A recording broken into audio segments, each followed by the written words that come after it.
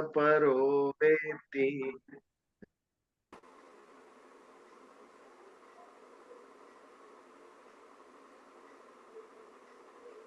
फिर से network issue लग रहा है।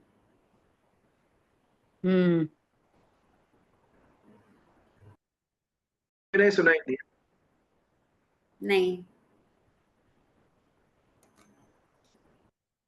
वयं निज परो वेति गणना लघुचेतसाम् उदारे चरितारं तु वसुदैव कुटुम्बकम्। ॐ स्वस्ति न इन्द्रो वृद्धश्रवाः स्वस्ति न पूषा विश्ववेदाः स्वस्ति नस्तार्क्ष्यो अरिष्टनेमि स्वस्ति नो बृहस्पतिर्दधातु। ओम शांति शांति शांति। जय श्री कृष्ण। Yes, जय श्री कृष्ण।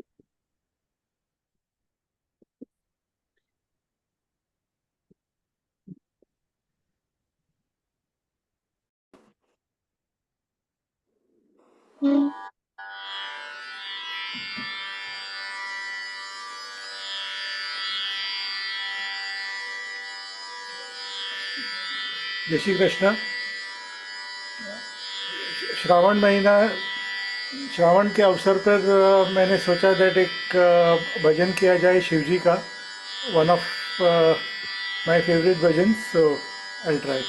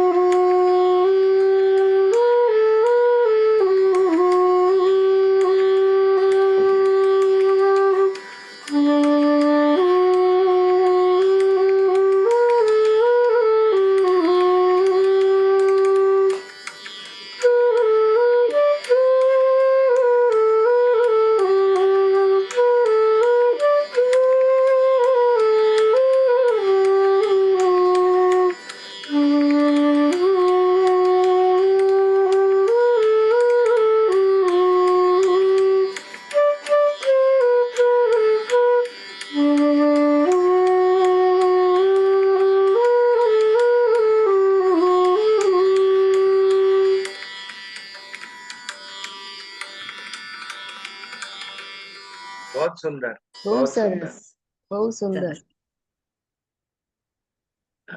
चल भक्ति हो, कुणाल भाई सुपर टैलेंटेड। म्यूट है।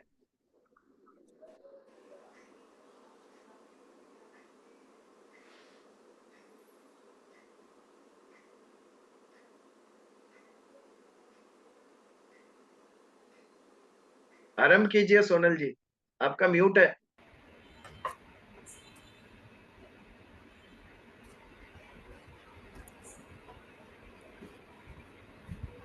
अध्याय 12 श्लोक 18। सम शत्रौ च मित्रे च तथा मानापमानयोः शीतोष्णः सुखदुःखेषु सम सडंग विवर्जितः। जो शत्रु मित्र में और मान अपमानों में सम है तथा सर्दी गर्मी और सुख दुखादि द्वंद्व में सम है और आस्तिक से रहित है, वह भक्तिमान पुरुष मुझको प्रिय है। Can I explain in English also? या any language, you can say in Punjabi too. Sonal ji की मातृभाषा पंजाबी है।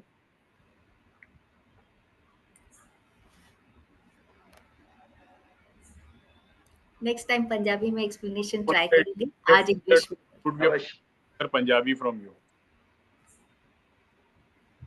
One who is equal to friends and enemies, who is equipoised in honor and dishonor, heat and cold, happiness and distress, fame and infamy, who is also always free from contaminating association, always silent and satisfied with anything, who doesn't care for any residence, who is fixed in knowledge, and who is engaged in devotional service. Such a person is very dear to me. Thank you.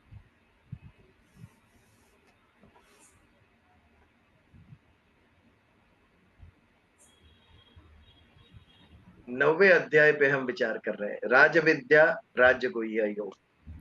24वें श्लोक पर पिछली बार हमने विचार किया, अहम ही सर्व यज्ञानाम भोक्ता च प्रभुरेव यः। जितने भी निस्वार्थ भाव से कर्म हो रहे हैं, जितने भी यज्ञार्थ कर्म हो रहे हैं, ये सभी का भोक्ता मैं हूं। भगवान क्यों ऐसा कह रहे हैं कि ये सभी कर्म को मैं भोग लेता हूं, ताकि इस कर्म का फल उसके भक्त को न मिले। यदि कर्म का फल मिलते गया तो भक्त मुक्ति की कैसे पाएगा। भक्त को मुक्ति मिले, इसके लिए भगवान सभी अच्छे कर्मों के फल स्वयं ग्रहण कर लेते हैं। प्रभुरेव च, इसको उत्पन्न भी मैंने किया है। भव यानी होना, जन्म लेना। गुजराती में हम कहते हैं ना, आ भव में हवे नहीं, अब भव એટલે આ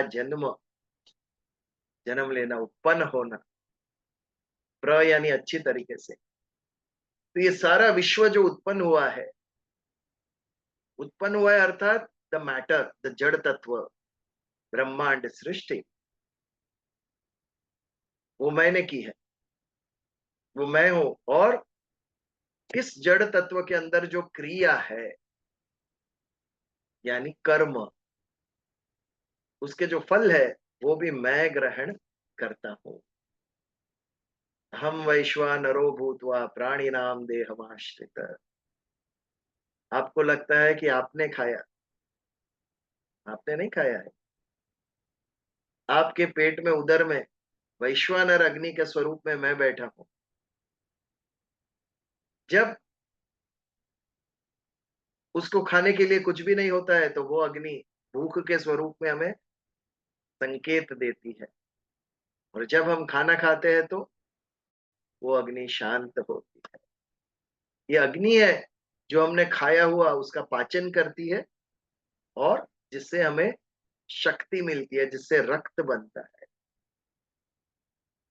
हमारे हाथ में नहीं है ये क्रिया, हमारे हाथ में केवल खाने तक है, उसके आगे भगवान संभालते हैं। मैं उस खाए हुए अन्न का पाचन करूंगा। अन्न भी मैंने रखा पृथ्वी में, और जब तू खाता है तो उसका पाचन भी मैं करता हूं। तो ये खाने का जो फल है वो तुझे नहीं मिलेगा, मैं स्वयं ले लेगा। जब हम मात्र निर्वाह के हेतु से खाते हैं, और जब स्वाद के हेतु से खाते हैं तो एक हफ्ता हो गया पानी पूरी नहीं खाई स्वाद के हेतु से जब खाते हैं तो भगवान कहते हैं अब तू ही भुगत, ये तेरा कर्म था, मेरा नहीं। निर्वाह के लिए ये आवश्यक नहीं है, ये इच्छा से किया हुआ कर्म है, इसका फल तू भुगतेगा। तो अहम ही सर्व यज्ञाना भोक्ता च प्रभुरेव च न तू माम अभिजानन्ति। मुझे जो नहीं जानता है, अर्थात जो समझता है कि मैं कर रहा हूं, मैं खा रहा हूं, ये सभी कर्म मैं कर रहा हूं। हम गाय को घास खिलाते हैं, क्या भाव आता है मन में? मैंने घास खिलाया गाय को। तो गाय कहाँ घास खाती है? गाय के उदर में बैठे हुए ईश्वर घास खा रहे। पक्षी को दाने दिए, मैंने दान दिया, ये भाव मेरे अंदर उत्पन्न होता है। मैंने पक्षी को खाना खिलाया, तो पक्षी को नहीं, तो मुझे खाना खिला रहा है ईश्वर। ये भाव यदि अगर नहीं है हमारे मन में,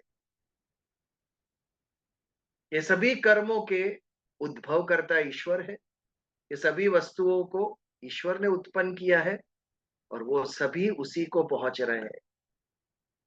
यदि सारा जगत ईश्वरमय है, कण कण में ईश्वर है, तो ये सब कृतियां भी ईश्वर ही करवा रहा है, और उसका फल भी ईश्वर ही स्वयं ले रहा है। यदि हम ये नहीं जानते, न तो माम अभिजानन्ति, ये जो नहीं जानता वो क्या समझता है? कर्ता अहम इति मन्यते विमूढ़ात्मा। जो विमूढ़ है, अज्ञानी है, जो ईश्वर को समझता नहीं है या मानता नहीं है, श्रद्धा नहीं है, वो कहेगा कि ये सब मैं कर रहा हूं, अहम कर्ता इति। ऐसे व्यक्ति का क्या होगा? तत्वे नातश्च्यवन्ति ते। जो मुझे तत्व से नहीं जानते कि ये सब मैं कर रहा हूं, वो समझेगा ईश्वर नहीं है, मैं ही ये सब कर रहा हूं। जब मनुष्य के मन में ये अहम आता है, ये सब मैंने किया, मेरे द्वारा हो रहा है, अभिमान आता है, तो उसका पतन होता है। च्यवंती यानी पतन। पतन अर्थात नॉट नेसेसरी नरक में जाके यातना भुगते, किंतु उसे मुक्ति, मोक्ष कभी प्राप्त नहीं होगी, जो परम है। पुनः पुनः आना ही पड़ेगा जन्म लेके पृथ्वी लोक पर उसको। पतन का ये अर्थ है, च्यवंती यानी पतन।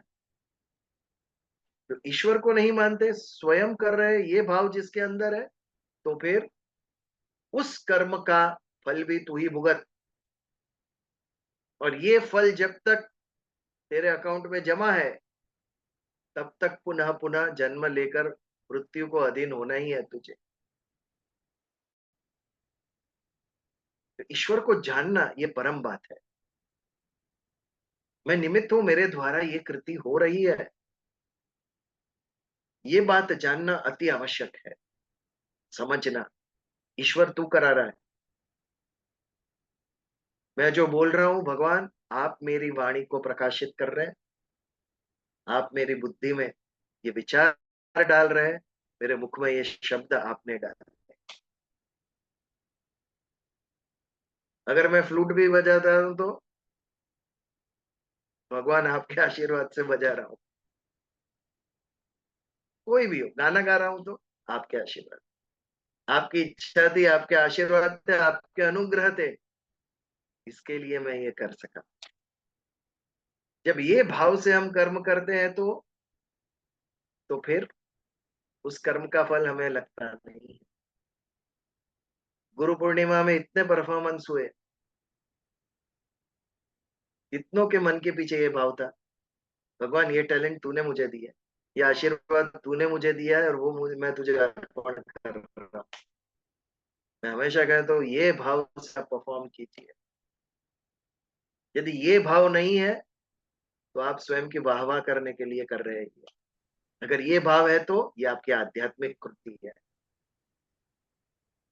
शुरुआत में हो सकता है, तो जैसे जैसे आगे बढ़े, रिपीट जैसे करिए वैसे ना, आध्यात्मिक। हाँ जी, ये पॉइंट को रिपीट करिएगा जो अभी आपने बोला ना, ये भाव वाली बात, कि जब आप परफॉर्म करते हैं तो बहुत अच्छा पॉइंट है कि भगवान के मतलब क्या, मतलब एक बार ये जो बोल रहे हैं ना, वरना आप अपनी प्रशंसा के लिए कर रहे हैं, तो ये बहुत बढ़िया यस, तो उसका कर्म मिलेगा आपको। यदि आप नहीं स्वयं भाव। का नाम करने के लिए, आप जो पवन जी ने बहुत सुंदर गाया यदि ये सुनने के लिए आपने वहां पर गाया तो वो उसका कर्म आप भुगतो। अब भाव क्या होना चाहिए? भाव, ईश्वर तूने ये टैलेंट दिए मुझे, थैंक आपके आशीर्वाद के बिना, आपके अनुग्रह के बिना ये संभव ही नहीं था। Done done, thank you, thank इतने लोगों में से आपने चुना मुझे, थैंक यू, ये अनुग्रह, ये विशेष प्रेम है आपका। Thank you. आप मुझसे करवा रहे हैं, आपके आशीर्वाद से ये मैं कर सका हूं। और इसके लिए ये जो मेरा टैलेंट है मैं आपको समर्पित करता हूँ। मैं हमेशा कहता हूँ, आप स्टेज पर जाओ उसके पहले भगवान को नमस्कार करके जाओ ऊपर। आपकी कृपा से आज स्टेज पर मुझे स्थान मिला है। ये भाव रहा मन में तो ये आपकी आध्यात्मिक यात्रा की में आगे बढ़ रहे हो आप। यदि ये भाव नहीं रहा तो स्वयं की प्रशंसा के लिए कर रहे हो तो फिर फल भुगतो उसका। अच्छा बुरा कुछ भी हो, तालियां भी आपको मिलेगी और उठ आउट भी आप ही होंगे यदि ठीक नहीं हुआ तो। ये बात है। तो ये बात यहाँ पर है, न तू माम अभिजानंती। जो मुझे जानता नहीं है वो समझता है मैं करता हूं, और उसका जो मुझे तत्व से नहीं समझा उसका विनाश होता है। विनाश अर्थात पतन, अर्थात वो वापस नीचे आता है। कितने भी अच्छे कर्म किया आपने, आप कौन से भी लोक में गए, ब्रह्म लोक तक से भी वापस आना है आपको। इसको पतन कहते हैं। ये जो उच्च लोक में आप गए वहां से रिटर्न होना है आपको, ये पतन है। तो ईश्वर को कर्ता मान, ईश्वर को भोक्ता मान, और ईश्वर को प्रभु रेवच, सभी कुछ उत्पन्न आपने किया है। ये भाव मेरे अंदर विनम्रता लाए। ये भाव मेरे अहम को छोटा करेगा और इससे सुख मिलेगा। जब तक इच्छा है, जब तक अहंकार है, मन विचलित होगा ही। हमारे अंदर कुछ ना कुछ दुख रहेगा ही जब तक इच्छा और अहम है। जिस दिन इससे ऊपर उठ गए, आज का श्लोक था भक्ति योग का, क्षमा शत्रु च मित्रे च तथा मान अपमान यो।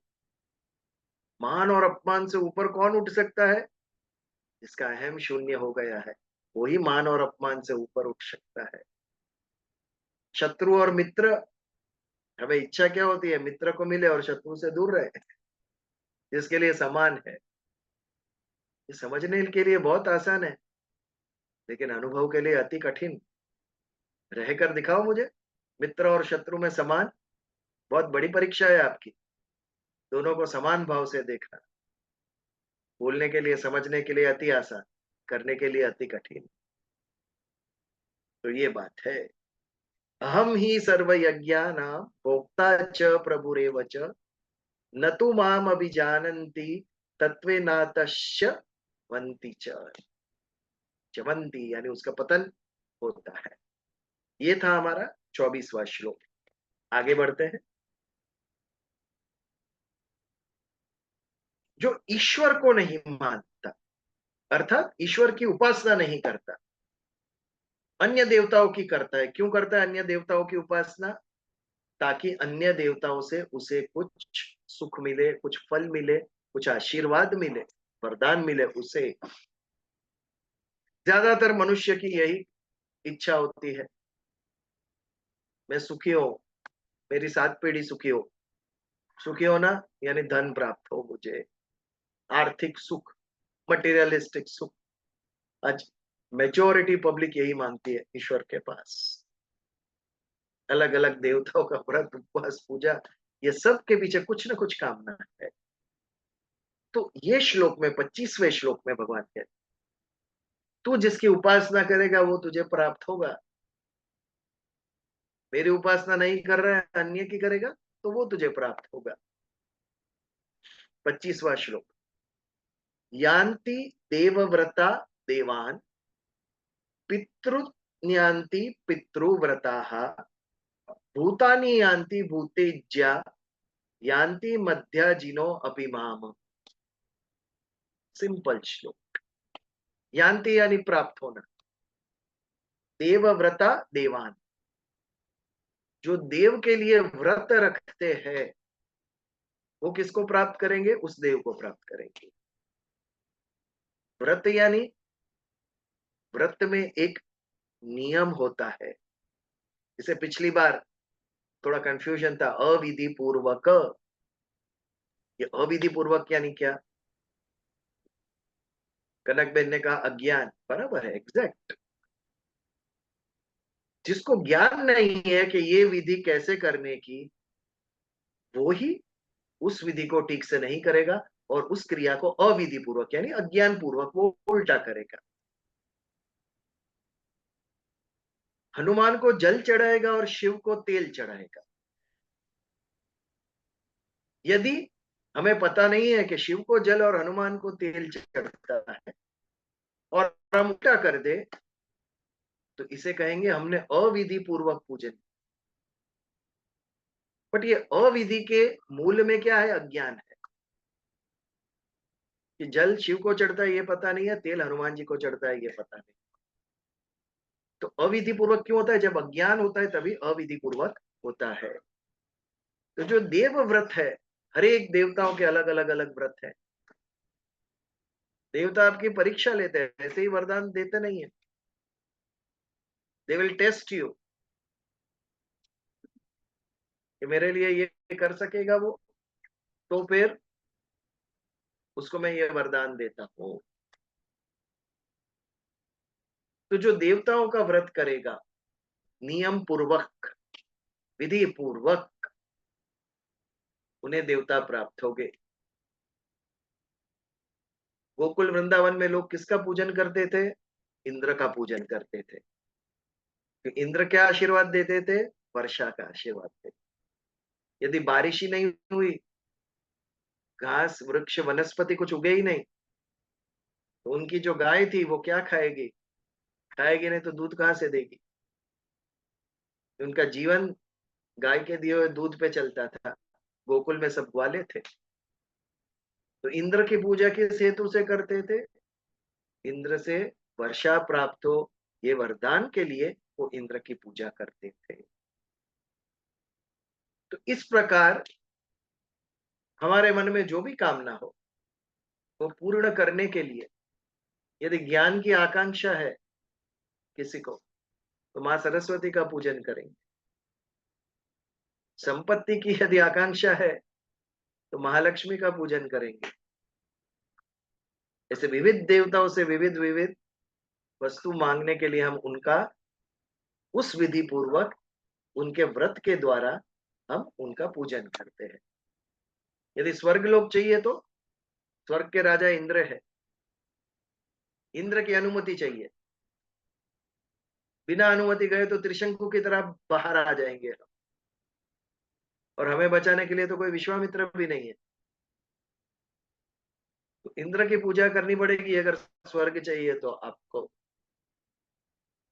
तो यान्ति देव व्रता देवान, जो देवों का व्रत रखते हैं वो देव को प्राप्त होते हैं। वैसे ही पितृन्यान्ति पितृव्रताः, हमारे पितरों के पास भी शक्ति है,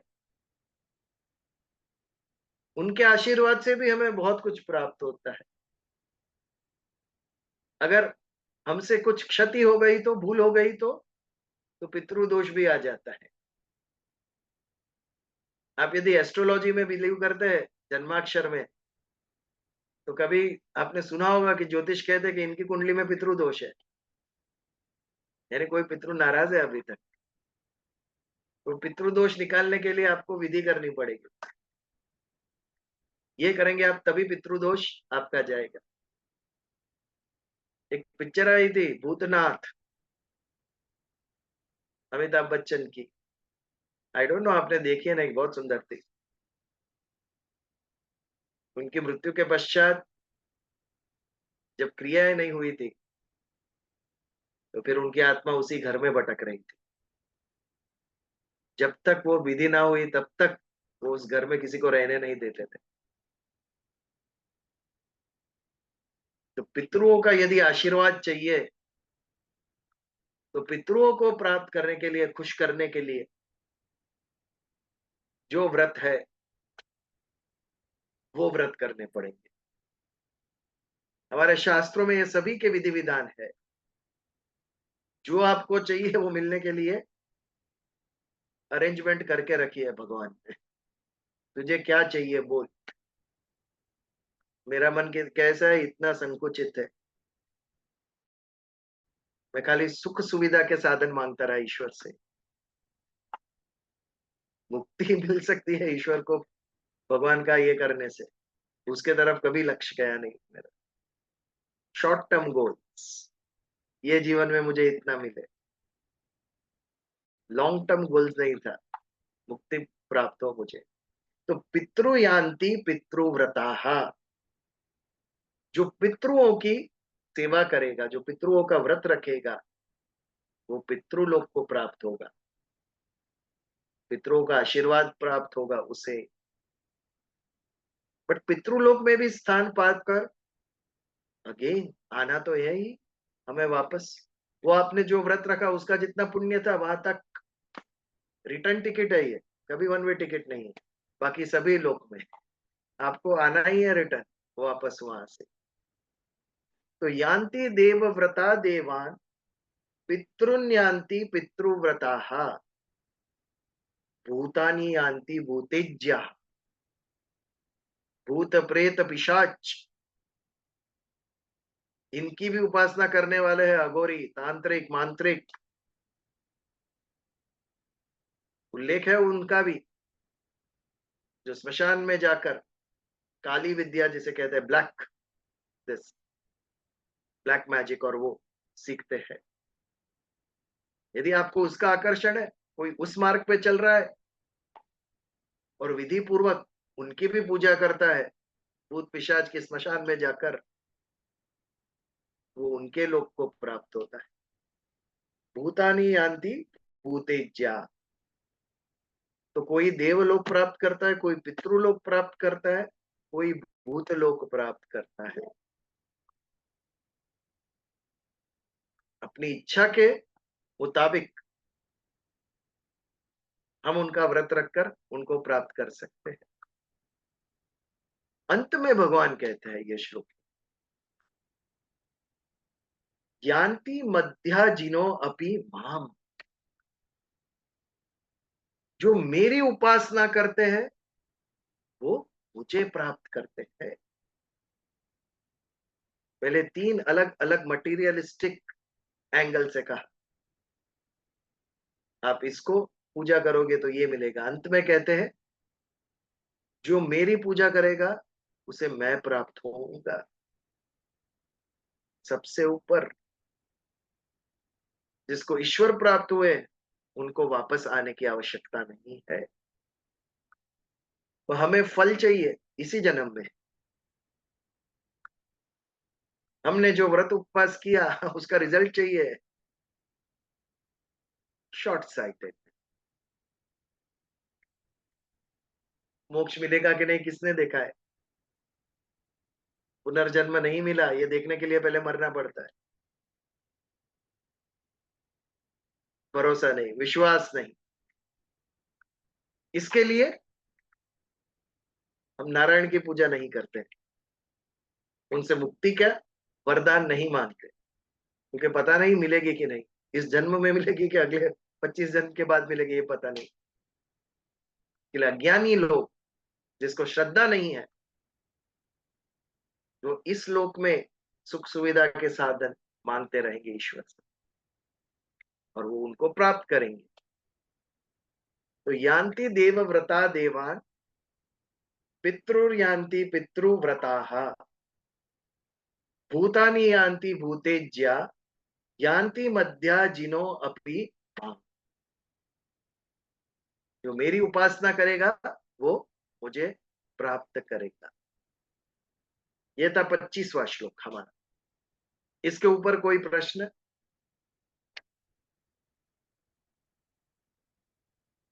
इस 25वें श्लोक के ऊपर सिंपल श्लोक था बहुत। ये आगे बढ़े हम।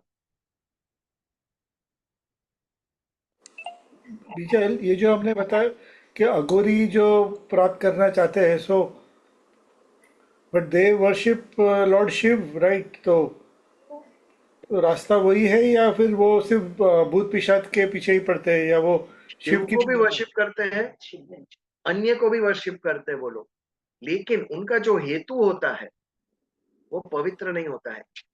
उस विद्या के पीछे कहीं ना कहीं अन्य को हार्म होता है, अन्य को नुकसानकारक होता है। उनकी जो विद्या होती है वो मार्ग विपरीत मार्ग है, वो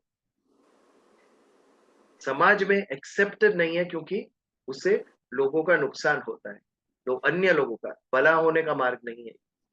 हाँ, वो लोकहित के लिए नहीं कर रहे हैं। एक होता है कि राजा, स्वयं के लिए। कोई राजा होता है जो यज्ञ करेगा, या उसमें हो सकता है अकाल पड़ा है, सूखा पड़ा है, अपनी प्रजा के भलाई के लिए कुछ करेगा, वो अलग हेतु से कर रहा है। पर ये जो इनका हेतु होता है ना, it is usually not for the good of the samaj. It is for occult and for getting unlimited power so that they can do a lot of wrong things. Power राजा के पास भी होता है, जो अच्छा राजा होता है वो अच्छी चीज करेगा, लेकिन ये बुरे काम करने के लिए करते हैं। सो दैट इज व्हाई इनकी जो भक्ति होती है वो उनकी it is not a pure भक्ति। वो उनकी वृत्ति पाश्विक होती है, उसमें मनुष्यत्व नहीं होता है, पशुता होती है उसके अंदर। अन्य का कुछ भी हो, लेकिन मेरा ये होना चाहिए, बलि चढ़ाना, ये वो वगैरह, ऐसी सब क्रियाएं जो नेगेटिव क्रियाएं करती है जिससे अन्य का हानि हो, ये सब पाश्विक क्रिया होती है, पशु जैसे। तो इतने सारे हम जो अघोरी देखते हैं, सब यही मार्ग पे हैं। आज के तारीख में उतनी शक्ति नहीं है किसी के पास, they don't reach till that stage, लेकिन उनकी जो विधियां होती है वही है। स्मशान में जाकर क्या क्या करते होंगे पता नहीं है। वो जो मार्ग है वो मार्ग नेगेटिव है पूरा। अभी महाकुंभ में देखा तो हजारों लाखों लोग ऐसे अघोरी हैं। नहीं है। नहीं, they are not Aghoris. they are naga sadhus. Naga sadhus is different from Aghoris. Naga वो साधु तो जो होते अपने हैं, शरीर उन्होंने को, तो हाँ अपने वो वस्त्रों ऐश, से भी माया नहीं रखी। हाँ वो ऐश से जो कवर्ड होते हैं ना, they are called Naga sadhus. Naga sadhus are not Aghoris. अच्छा, अघोरीज आर डिफरेंट, उसको देखकर हाँ, ही देयर डर इज अ लगता है, डिफरेंस। वैसे होते हैं। देयर इज अ पॉसिबिलिटी, इक्के दुक्के कोई आए होंगे टीवी में विजुअल्स वगैरह कि अघोरी भी आते होंगे। Nobody can stop them, they are also an equal part of our society. सुर पता है, ही नहीं असुर चलेगा है, आपको। जहाँ सुर है वहां असुर भी होगा, जहाँ उजाला होगा वहां अंधेरा भी होगा। लेकिन इन जनरल इनका जो हेतु, see everywhere you see in the Gita also there are three important things: action, reaction and intention.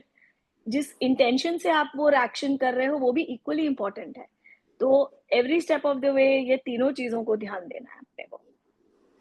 Action और रिएक्शन से intention is more important. Correct, that is most important. कौन से इंटेंशन से आप क्रिया कर रहे हो, ठीक है। Okay, thank you. ये अलग पूरा विश्व है अघोरियों का हमें उसमें जाने की आवश्यकता ही नहीं है। Let us come back to भगवान के मार्ग पे चले। 26वां श्लोक। पत्रम पुष्पम फलम तोयम यो मे भक्त्या प्रयच्छति तदहम भक्ति उपयतमश्नामि प्रयत्नात्मनः। बहुत ही सुंदर श्लोक। पत्र, पुष्प, फल, तोय, यो मे भक्त्या प्रयच्छति। मेरे भक्त मुझे ये अर्पण करते हैं। भगवान कहते हैं क्या अर्पण करते हैं?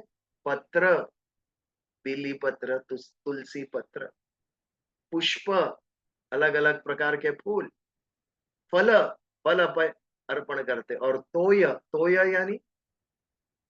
यानी जल, भगवान को जल जो अर्पण करते हैं वो भाव से, ये सब वो लोग मुझे अर्पण करते हैं।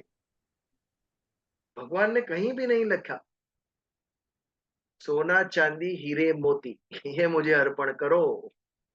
भगवान ने क्या कहा? पत्र पुष्प फल तोय, ये सर्व साध्य। गरीब से गरीब व्यक्ति भी मुझे जो अर्पण कर सकता है वो, क्योंकि उसके पीछे का भाव इंपॉर्टेंट है। तू हीरे चढ़ा रहा है या स्वर्ण चढ़ा रहा है, पेपर में बड़े बड़े हेडलाइंस आएगी, 5 किलो सोने का मुकुट चढ़ाया तिरुपति जी को। भगवान को कोई पड़ी नहीं है इसकी। अरे भाई, उसको बिजनेस में कमाना है, इसके लिए मुझे चढ़ा रहा है वो। 5 किलो चढ़ाऊंगा तो मुझे इतना मुनाफा होगा। भगवान कहता है जो भाव से मुझे एक तुलसी पत्र भी चढ़ाता है वो मैं ग्रहण करता। द्रौपदी ने एक तुलसी पत्र दिया भाव से भगवान कृष्ण को, और भगवान ने सभी को तृप्त कर दिया वो एक तुलसी पत्र से। गजेंद्र ने एक कमल का फूल अर्पण किया, हे नारायण मुक्ति करो, तो गजेंद्र मुक्ति के लिए आ गए गरुड़ पे बैठ के भगवान, और मगरमच्छ से उसका उद्धार किया। फल अलग अलग अलग भगवान को प्राप्त हुए। कितना कुछ खाया होगा 14 साल में भगवान राम ने वन में, लेकिन कथा किसकी बनी? शबरी के बेर की। झूठे बेर, अशुद्धि कहेंगे लोग उसे। भगवान ने शुद्धि अशुद्धि नहीं देखी, भगवान ने शबरी का भाव देखा, किस भाव से वह मुझे खिला रही है। हमने इतनी वाटर टाइट बना दी है भक्ति को, एक क्रिया बना दी, मैकेनिकल क्रिया। ऐसे ही बैठना है, इतनी ही बार मंत्र बोलना है, ये पानी ऐसे चढ़ाना, ये दाएं हाथ से, ये बाएं हाथ से। मैकेनिकल बना दी, भाव निकल गया उसमें से, केवल क्रिया रह गई। ये समझाने के लिए भगवान कहते हैं क्रिया का नामो निशान नहीं है। शबरी के झूठे बैर याद रख गए सबको, क्योंकि परम भाव से खिलाया। तो मेरे भगवान को इतने भी खट्टे बेर नहीं जाने चाहिए, सड़े हुए बेर नहीं जाने चाहिए, मीठे बेर ही भगवान को दूंगी मैं। ये जब भाव होता है तो भगवान कहते हैं ये मेरा भक्त। उसने सोने की थाली में दिए कि चांदी की थाली में, नॉट इम्पोर्टेंट, कितने भाव से दिए ये इम्पोर्टेंट। श्रीमंत है कि गरीब है कोई फर्क नहीं पड़ता भगवान को। विदुर जी के घर पे गए, विदुरानी भाव विभोर घाई घाई में भगवान को केले परोस रही है। कैसे परोस रही है? छिलके निकाल के थाली में रख रही है और केला फेंक रही है। भगवान भी भाव विभोर, उनकी भक्ति से वो भी छिलके खा रहे हैं, वो भी भूल गए कि ये केले नहीं छिलके हैं। तो अब जैसे मुझे अर्पण करोगे वैसे ही मैं ग्रहण करूंगा। यदि आपने भाव से खिलाया तो मैं देखूंगा नहीं कि ये झूठ है, ये फल है कि उसका छिलका है, खा जाऊंगा मैं। पत्र पुष्पम फलम तोयम यो में भक्त्या प्रयच्छति। मेरे भक्त मुझे ये अर्पण करते हैं, ये संकेत दे रहे भगवान। सोना चांदी हीरे मोती मत अर्पण करना मुझे, ये अर्पण करना।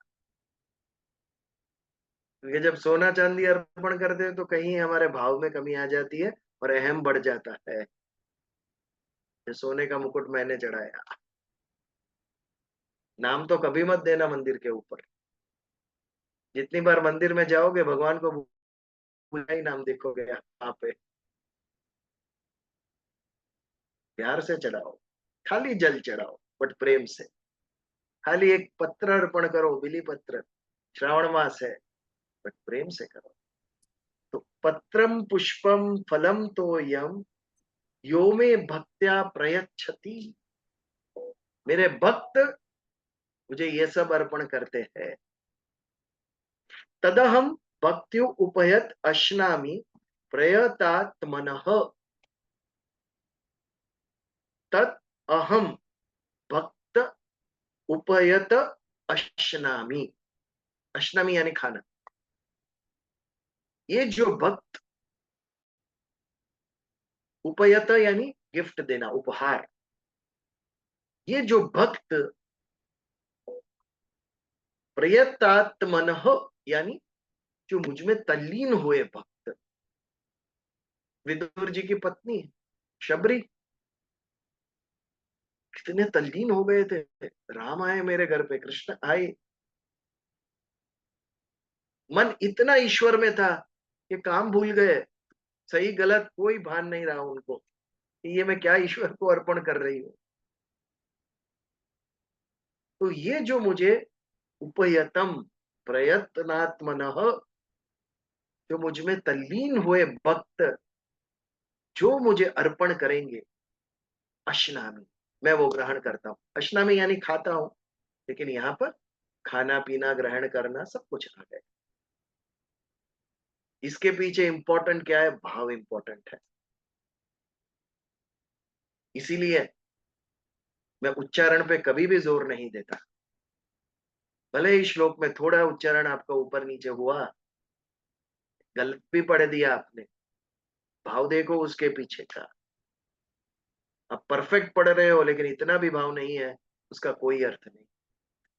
वो केवल एक बौद्धिक क्रिया है, एकेडमिक क्रिया है। मैंने बहुत परफेक्टली प्रोनाउंस किया। प्रोनाउंस करने के लिए भगवत गीता कही थी अर्जुन को भगवान ने कि उसके प्रोनाउंसिएशन सुधर जाए? बिल्कुल नहीं। उसके अंदर के अध्यात्म को जगाने के लिए कही थी। प्रोनाउंसिएशन परफेक्ट कर दिया और भाव का ठिकाना नहीं, मेरे अर्थ नहीं है उसका। वो इधर उधर चलेगा, लेकिन आपकी भक्ति इधर उधर नहीं चलेगी जरा भी। भावपूर्वक कहो, जो भी करो आप, उसके पीछे भक्ति होनी चाहिए ईश्वर की, तभी वो ईश्वर तक पहुंचेगा। नहीं तो आपका ही रहेगा वो कर्म। आपने वाह वाह के लिए गाया कि आपने ईश्वर के लिए गाया, ये आप निश्चित करो। आपके मन में उतर कर कोई नहीं देख सकेगा। स्वयं के लिए गाया है तो फल भुगतो उसका। आपके लिए गाया, ईश्वर के लिए गाया, भगवान ने कहा ये सब मैंने ग्रहण कर लिया तेरा। सुर में हो ना हो कोई फर्क नहीं पड़ता।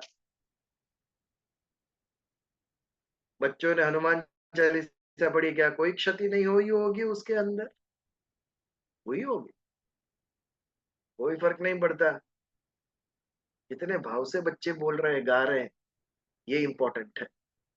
भले ही थोड़ी इधर उधर हुआ, क्षति हुई हो, ये बात ये श्लोक से हम समझ रहे हैं। पत्र पुष्प फल तोय, ये सभी चीज सभी को उपलब्ध है। गरीब से गरीब व्यक्ति भी ये अर्पण कर सकता है ईश्वर को। भक्त्या प्रयच्छति, मेरे भक्त मुझे ये देते हैं, प्यार से देते हैं। तदहम भक्त्यु उपयतम अश्नामि, प्यार से दी हुई ये सभी भेंट, उपयतम यानी गिफ्ट, मैं स्वीकार करता हूं, मैं ग्रहण करता हूं, मैं खाता हूं। प्रयतात्मनः, ये सबसे इंपॉर्टेंट वर्ड है श्लोक का। मुझ में तल्लीन हुए भक्त, जो मुझ में तल्लीन हुए हैं, उसके हाथों से जूठे बेर भी मैं खाऊंगा। उसने छिलका दिया तो भी मैं खा जाऊंगा। कितने सरल है ना भगवान, जरा भी आडंबर नहीं। अरे मैं ईश्वर हूं, ये भाव उनको होता तो कभी नहीं। उनको प्रेम चाहिए ईश्वर, और हम सम्मान के पीछे दौड़ते हैं। मुझे सम्मान मिलना चाहिए, मुझे मान Agreed. मिलना चाहिए, फेम मिलनी चाहिए मुझे। पैसा तो सभी को चाहिए, उसमें से तो एक व्यक्ति बाकात नहीं है। बट यदि ईश्वर की तरफ जिसके पास सब कुछ है उसे प्रेम चाहिए, गरीब से गरीब व्यक्ति का प्रेम चाहिए उससे। एक हाथी ने भी जब पुकारा तो भगवान दौड़ के गए, एक पुष्प अर्पण करने पे कमल का फल फूल। इससे हमारी सोच बदले,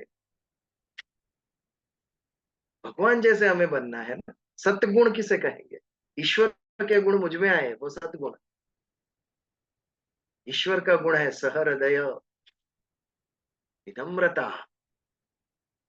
ईश्वर होते हुए भी अहंकार नहीं है उनको। दुर्योधन का राजमहल छोड़ के विदुर जी के घर इसमें गए, कुटिया में गए खाना खाने के लिए। यदि ईश्वर को अहंकार नहीं है तो बेटा तू किस बात का अहंकार कर रहा है? कुछ भी नहीं होते हुए भी इतना अहंकार। हम भगवत गीता समझे नहीं। यदि हमारा अहम जीरो ना हो जाए तो जिसको अहम नहीं है वो ईश्वर बना, और हम अहंकार लेकर घूमते हैं। इससे बड़ी मूर्खता क्या हो सकती है?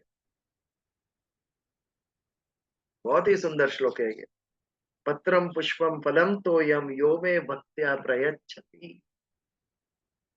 इतनी सरल चीजें देने से भगवान खुश हो जाते हैं। इतनी सरलता है ईश्वर में। मृदु हृदय, मृदु कोमल हृदय के है भगवान। जरा भी अहंकार नहीं, सब कुछ होते हुए भी। तदहम भक्त्यो उपयतम अश्नामी प्रयतात्मनः।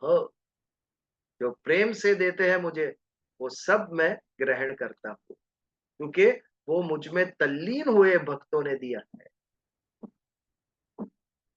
अगर संबंध है ईश्वर के साथ, प्रेम का संबंध, तो भगवान कुछ भी स्वीकार कर लेंगे आपसे। तो ये था हमारा 26वां श्लोक। इसके ऊपर कोई प्रश्न? नए श्लोक का आरंभ आज नहीं करेंगे, 10:15 बज गए। विजल भाई, आज आप एक्सप्लेन किया, हाँ इस पे मुझे आज एक भजन याद आ गया, जो हाँ जी। चाहा तो अगले मंगलवार को या उसके अगले मंगलवार को जरूर सुनाऊंगा। आज की इस आपने जो एक्सप्लेन किया, सबसे ऊंची प्रेम सगाई, दुर्योधन की मेवा त्यागी, साग विदुर घर खाई। तो ये जो है यस, ये बड़ा प्रिय है। ये मैं आपको अगले मंगलवार कंफर्म। इशिता जी, पवन जी, आप हैं अगले मंगलवार को ना? हाँ, मैं बस वही कंफर्म कर लूंगा जी, मैं उनके साथ कंफर्म कर लूंगा। ठीक है, अगर वो है तो फिर वही गाएंगे। और एक बात आपको बताऊं बीजल भाई, आज आपने कहा कि मंदिरों में जो ये नाम लिखते हैं, मेरा एक वाकया पड़ा था। 1 साल पहले मैं वृंदावन गया था, तो जब मंदिरों में दर्शन कर रहा था निधिवन के बाद, मतलब मेरे को खुद को ना सर, मैं बताऊं बीजल भाई, बहुत मन में विचार आया। आई डोंट नो वहाँ का जो सिस्टम है, बता रहे हैं विदेशों से लोग आ रहे हैं, and you know it was actual में बताऊं तो बोलना नहीं चाहिए, इट वाज सो डिस्टर्बिंग कि जो मंदिर होते हैं ना जी, वो टाइल्स वगैरह, बस आप अपना नाम एनग्रेव करा दो ना, तो आपका देखिए आप जीवन भर 100-100 साल तक आपका नाम रहेगा। तो 76,000, 72,000, 1.25 लाख, 1.5 लाख, मतलब आप सोचो। एक कुछ मंदिरों में मैंने देखा, मैं कहा यार ये नाम कैसा है, नाम के नीचे पाँव आ रहा है यार, कैसा नाम आप लोग लगा रहे हो। और वो दान ही क्या, जो नाम के साथ है, दान तो गुप्त दान होता है भाई। तो ये आज एग्जैक्टली। और मंदिर क्या होता है? जहाँ ईश्वर होता है वो मंदिर। उसको पर सोने के कलश की आवश्यकता नहीं है, ये ईश्वर की आवश्यकता है। वृंदावन जैसी नगरी में यदि चार चार पत्थरों के बीच में भी ईश्वर है तो वो मंदिर है। नहीं, लेकिन यदि हम ऐसा नहीं करेंगे तो something is better than nothing. ये जो ओरिजिनली जो हमारे टेम्पल्स थे, they were the centre of commerce also. ये केवल धार्मिक अनुष्ठान की जगह नहीं होते थे ना। टेम्पल से अटैच्ड गुरुकुल, टेम्पल से अटैच्ड गौशाला, टेम्पल से अटैच्ड इकोनॉमी होती थी, मार्केट होता था। तो यदि इस तरह से लोगों को आकर्षित नहीं करते तो शायद, मतलब ये वो है कि आपने वो फूल नहीं तो फूल की पाखड़ी सही, गुजराती में है ना, फूल नहीं तो फूलनी पाखड़ी सही। तो आप इनडायरेक्टली किसी भी रूप में, आपने चाहे भले अपना ही नाम देखने के लिए 4 बार नारायण का नाम तो लिया होगा। भले ही अपना ही नाम देखने के लिए। बट तो ये पुराने भी मंदिरों में तरीका है। नाम वाले प्रथा नहीं थी। आप अगर कहीं कोई पर नहीं थी, पुराने मंदिरों में चले जाना, क्योंकि कहीं पर नहीं थी। जीर्णोद्धार, हाँ, अभी कई जगह पर जहाँ डिस्ट्रॉय हुए मंदिरों को, उसको जीर्णोद्धार करने के लिए ये सब अट्रैक्ट करना बहुत जरूरी हो जाता है। अट्रैक्ट तो कर लो, लेकिन अपना नाम उसमें क्यों? अगर आपको एक्चुअली करना है मंदिर के लिए, तो अभी जो बीजल भाई बोल रहे थे ना, वही है कि नहीं, वो सही है, whatever पर you said is maybe right, but point is now ये नाम डालना वो इतना बढ़ गया है, क्योंकि पुराने बहुत मंदिरों बहुत में चले जाओ, कोई भी मंदिर में नाम नजर नहीं आते हैं। कहीं नहीं होता। चलो मुझे बताओ, हमने 5 गुरु पूर्णिमा के मिलन किए, किसने स्पॉन्सर किया? बताइए, सही किसने बात किया है। स्पॉन्सर? कोई है, कोई एक व्यक्ति जिसने स्पॉन्सर किया? नो। वैसे ही मंदिर क्यों नहीं बन सकता है? नारायण ने किया, नारायण ने किया क्यों सब नहीं? कुछ। हम 50-100 लोग मिलके एक कार्यक्रम कर सकते हैं, तो 5 लाख हिंदू मिलके एक मंदिर नहीं बना सकते? और पतन से भी बच जाओगे। लेकिन ये धर्म की समझ कहीं छूट गई, क्योंकि हम टारगेट ओरिएंटेड हो गए ना। ये करना ही है, टारगेट बन गया, तो किस तरीके से करना है वो सेकेंडरी हो गया। हमारा जो एम है, गोल है, वो प्योर होना चाहिए, और उसको प्राप्त करने का जो मार्ग है वो भी प्योर होना चाहिए। ये मार्ग हम इम्प्योर करते गए, पर सर राम खत्म हुआ भक्तों हमारा। का तो बन ही गया ना सर, अयोध्या मंदिर तो बन ही गया, राम मंदिर तो बन ही गया सर, भक्तों का ही तो राम के पूरा। सबसे बड़े भक्त, आप कितने भी मंदिर बना लो, राम के सबसे बड़े भक्त में नाम हनुमान का भी आएगा, खाली हनुमान का आएगा, और उन्होंने आज तक एक भी मंदिर नहीं बनाया सही बात, उनके कारण। सही बात, सीना चीर के दिखा दिया, देखो राम इधर है, मुझे मंदिर बनाने की जरूरत नहीं। सही बात सर, 100%। हमारे हमारे जीवन से राम को भगा दिया और मंदिर में जाके बिठा दिया उसको। ये हालत हो गई हमारी। और आजकल तो नया ट्रेंड चला है, ये धर्म का पतन है, आपने उसको टूरिस्ट अट्रैक्शन बना दिया। उसमें से भक्ति निकल जाएगी, वो तीर्थ स्थल नहीं रहेगा, वो एक टूरिस्ट अट्रैक्शन बन के रह जाएगा। आप वहां का सब आर्किटेक्चर देखने जाओगे, केवल वहां राम के दर्शन के लिए जाना चाहिए हमें। अब काशी विश्वनाथ देखो, खाली भगवान शिव की उपासना के लिए वहां जाने चाहिए, ना कि वहां का आर्किटेक्चर देखने के लिए। ये भक्ति का पतन है, व्यक्ति का पतन। सही बात, दोनों तीर्थ स्थान नहीं रहेगा, पवित्रता नहीं रहेगी। यदि आपने उसको कमर्शियल सेंटर बना दिया, उसको शॉपिंग मॉल बना दिया आपने, it is centre of commercial activity, is not shopping mall. ये मेरी आस्था का विषय, माई इनर सेल्फ, इसके उद्धार का विषय है। इसको कमर्शियल ना बनाए हम, ना ही उसके ब्यूटिफिकेशन। जीर्णोद्धार करो। व्हाट इज जीर्णोद्धार? जो टूट रहा है उसको पुनः खड़ा कर। अब महाराष्ट्र के लेकिन मंदिर जो देखिए, लेकिन जो भी बने वो कमर्शियल बने हैं ना गुरुजी। अभी तो बड़े कमर्शियल, बड़े कॉरिडोर बना दिए, बड़े बड़े कॉरिडोर, भक्ति का भी सब कमर्शियलाइजेशन कमर्शियल कर हो दिया गए। हमने। इसके लिए भाव वाले 30% आते हैं, 70% देखने आते हैं। 70% कमर्शियलाइजेशन। नहीं, ट्रिप है ना ये, एक प्रकार की। लोनावाला महाबलेश्वर बहुत गए, अब चलो अयोध्या और काशी विश्वनाथ जाके आते हैं। ये अपने पर्यटन के लिए जा रहे हैं, तीर्थ यात्रा के लिए नहीं जा रहे हैं। अंतर है दोनों में, पर्यटन में और तीर्थ यात्रा में। बट इस पर विचार नहीं। मैं इधर पॉइंट बोलना चाहूंगी। हाँ हाँ, बोलिए। Can you hear me? Yes. मुझे लगता है कि ये यू आर राइट कि मंदिर में, धर्मशाला में अगर आप दान देते हैं तो वो गुप्त दान होना चाहिए, कोई आपका नाम नहीं होना चाहिए उसमें। लेकिन एक मेरा इधर ऑब्जर्वेशन है कि जब अगर आप आपके दादाजी परदादाजी ने दान दिया है, और जब आप वो सेम प्लेस विजिट करते हैं, वो मंदिर या कम्युनिटी का धर्मशाला, ये हमारा अपना एक्सपीरियंस है कि हम हमारे कम्युनिटी के धर्मशाला में रहने गए, और उधर हमारे परदादा का नाम है कि इन्होंने ये बसीन ने इतने, तो एक आपको फीलिंग आती है कि हमारे दादाजी ने दान दिया, इधर हमारे परदादा ने दान दिया, तो यू गेट अ फीलिंग कि आपको भी देना चाहिए। You also get a feeling कि वो जमाने में उतना दिया, तो हमें इस जमाने में उससे अपनी कैपेसिटी के हिसाब से अपने को देना चाहिए. And if you have gone with the children, I think you get a feeling कि your children should continue that. तो शायद ये चीज एंटायरली रॉन्ग नहीं है, because I think it inspires the future generation to also donate. ये मेरे मन में एक बात है. बट सोनल जी, ये गलत इंस्पिरेशन नहीं है? भगवान कहते हैं मुझे पत्र पुष्प फल तोय, इसे से भी मैं खुश हूँ. तो व्हाई? लेकिन नॉट आप necessary, maybe you are partaking in the right पत्र स्पिरिट. फूल आप वो रिकॉर्ड नहीं हो सकता ना. आप फ्यूचर जनरेशन को जब आप नहीं रहे, आप नहीं बता सकते कि हमने ये किया इसलिए हाँ. आपको भी करना चाहिए.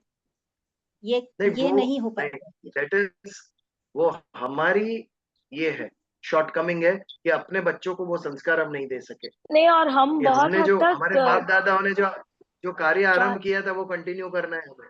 ये शिक्षा हम नहीं दे सके कहीं. इसके ट्रांजैक्शनल लिए उसको वैसे भी, शक्ति दिखानी पड़ती है.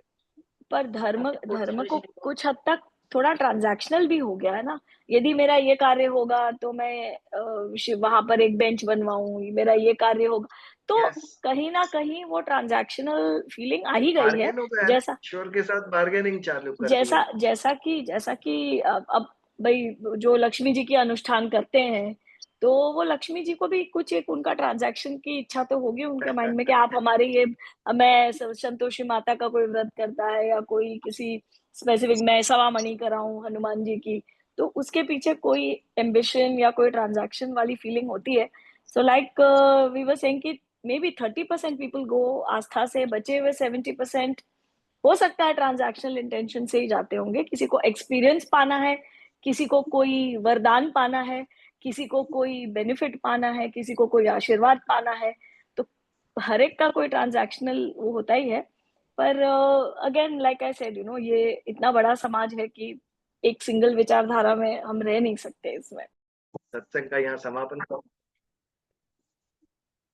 कर चरण कृतम वाक काया कर्मजं वा श्रवणनयनं च वा मानस वा पराधं विहितं वा सर्वमेतत् क्षमस्व.